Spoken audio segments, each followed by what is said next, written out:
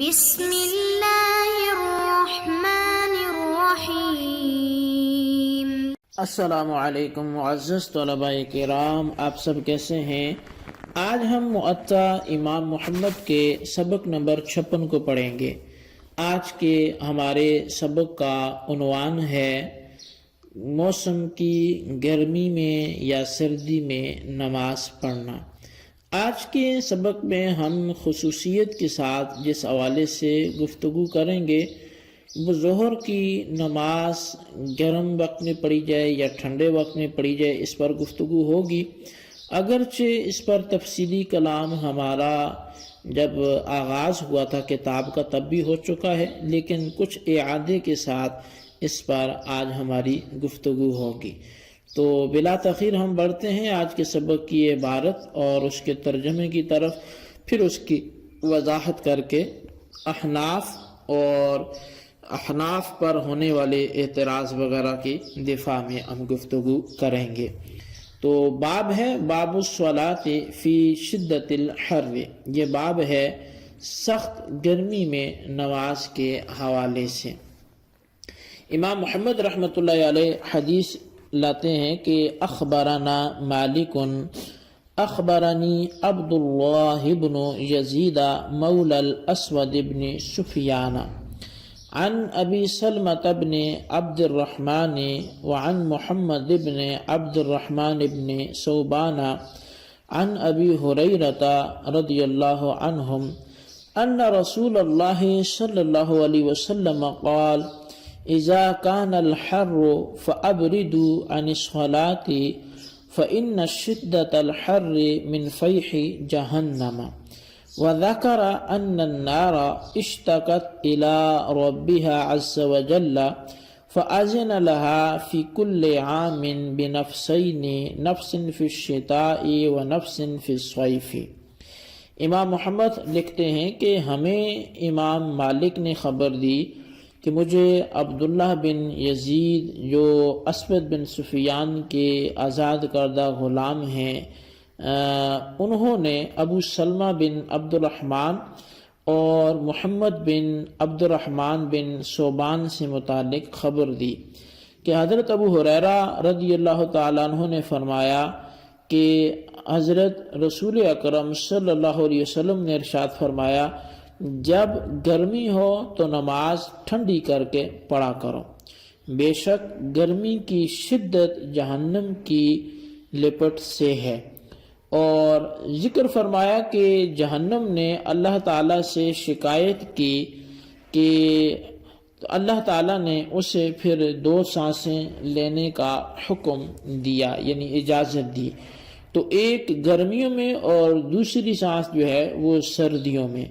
قال محمد وبهذا نأخذ نبرد بصلاة الظهر في الصيف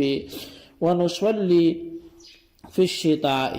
حين تزول الشمس، وهو قول ابی حنیفہ رحمۃ اللہ علیہ۔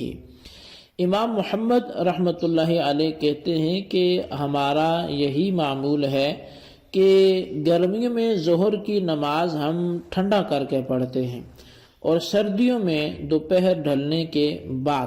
اور امام اعظم امام ابو حنیفہ رحمۃ اللہ علیہ کا بھی یہی قول ہے۔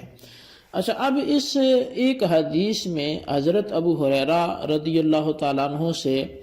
سرکار دو عالم نور مجسم صلی اللہ علیہ وسلم کا گرمیوں میں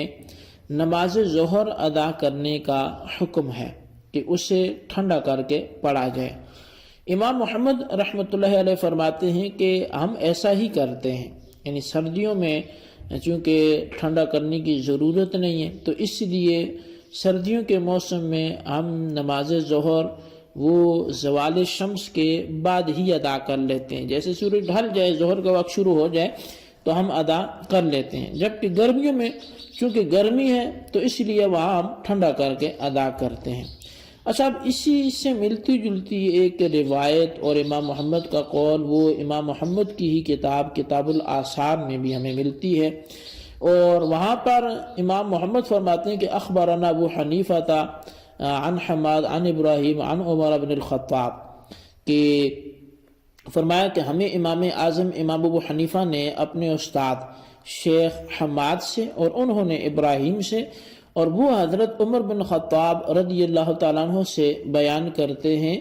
کہ ابردو بالظہر، کہ جہنم کی لپٹ سے نماز ظہر کو ٹھنڈا کر کے پڑھا کرو، عن فیح جہنم، کہ جہنم کی لپٹ سے نماز ظہر کو ٹھنڈا کر کے پڑھا کرو۔ اب امام محمد اس کے بعد قال محمد کے کہ اپنی بحث کرتے ہیں اور فرماتے ہیں کہ گرمیوں میں نماز ظہر کو اتنا مؤخر کیا جائے کہ گرمی کا زور ٹوٹ چکا ہو، اور سردیوں کے حوالے سے فرمایا کہ زوال شمس کے بعد ہی پڑھ لی جائے، اور وہاں بھی یہی لکھا کہ وَهُوَ قَوْلُ أَبِي حَنِيفَةَ رحمۃ اللہ علیہ، کہ یہی امام اعظم امام ابو حنیفہ رحمۃ اللہ علیہ کا بھی قول ہے۔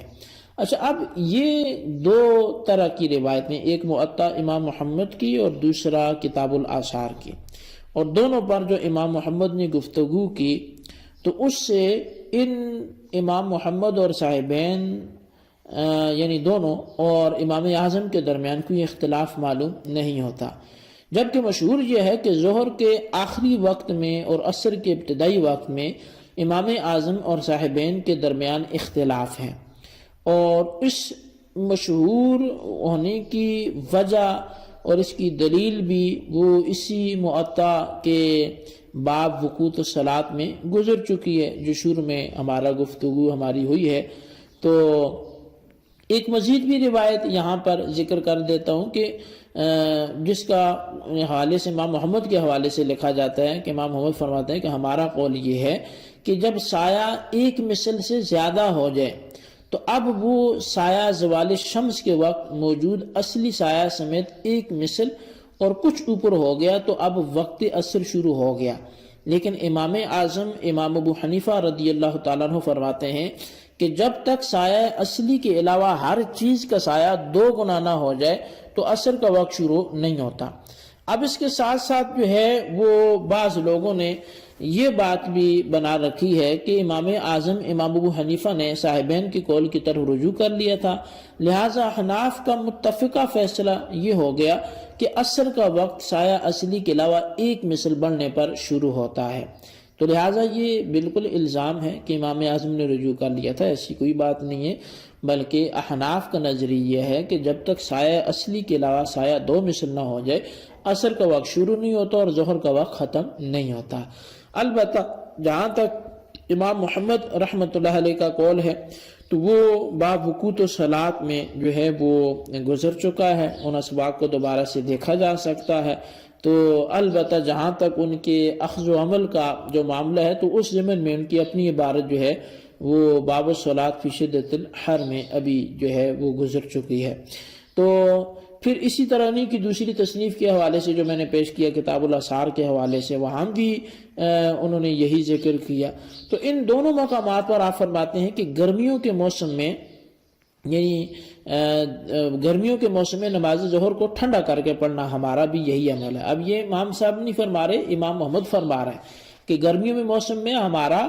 ٹھنڈا کر کے پڑھنا یہ عمل ہے، اور امام اعظم کا بھی یہی عمل ہے۔ تو اب ٹھنڈا کرنا یہ کب ثابت ہوتا ہے، ہم نے اس کو صرف سمجھنا ہے، یہ بات جو ہے وہ قابل توجہ ہے۔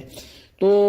اب حرمین طیبین میں گرمیوں کے موسم میں اگر آپ دیکھیں یا جن نے مشاہدہ کیا ہے تو وہ اس چیز کو بخوبی سمجھ سکتے ہیں کہ وہاں دوپہر کی گرمی کی جو شدت ہے وہ ایک مثل سایہ ہونے تک نہیں ٹوٹتی، یعنی اس وقت تک ہم یہ نہیں بول سکتے کہ وقت ٹھنڈا ہو گیا، بلکہ جب سایہ ایک مثل سے بڑھ کر 2 مثل کی طرف جاتا ہے تو گرمی کا زور حرمین طیبین میں تب ٹوٹتا ہے۔ تو اب اس سے صاف ظاہر ہو گیا کہ گرمی کے زور ٹوٹنے کے بعد ہی امام اعظم اور امام محمد صاحبین یہ بھی نماز ادا کرنے کے قائل ہیں، تو یہ ایک مثل تو نہ ہوا، یہ تو 2 مثل ہوا۔ تو اس لحاظ سے جو بات سامنے آتی ہے وہ یہ آتی ہے کہ صاحبین کے نزدیک بھی نماز ظہر کا جو وقت ہے آخری وہ 2 مثل کے بعد تک ہے،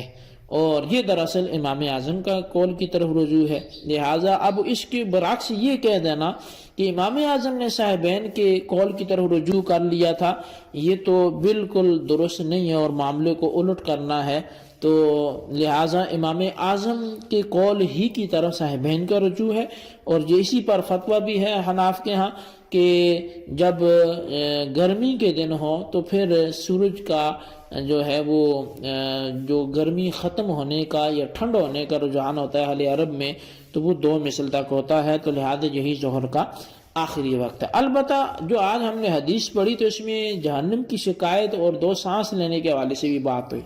تو اب اگر کوئی یہ بات کہے جی کہ جہنم کیسے سانس لے سکتی ہے یا وہ کیسے شکایت کر سکتی ہے، تو دیکھیں یہ چیز تو اللہ کی قدرت میں ہے کہ اس نے وہ چاہے تو یوم اذن تحدث اخبارہا، آپ یہ بھی پڑھتے ہیں، تو پھر تو ہر چیز گواہی دے گی، بندے کے اعضاء گواہی دیں گے، منہ بند ہو جائے گا، ہاتھ بولیں گے، پاؤں بولیں گے. تو وہ اللہ جو ہے قوت گویائی عطا کرنے پہ قادر ہے. وہ چاہے تو بے جان کے جسم میں جان ڈال دے، تو جہنم کو بھی بولنے کی قوت اللہ دے گا، اور اللہ نے دی ہے. تو لہٰذا جہنم نے شکایت کی تو رب نے 2 سانسیں لینے کی اجازت دی. اللہ تعالیٰ سے دعا کرتے ہیں جو ہم نے سنا اسے یاد رکھنے کی توفیق نصیب فرمائے، ہمیں جہنم کی گرمی سے محفوظ فرمائے. آمین بجاہ النبی الامین صلی اللہ علیہ وسلم.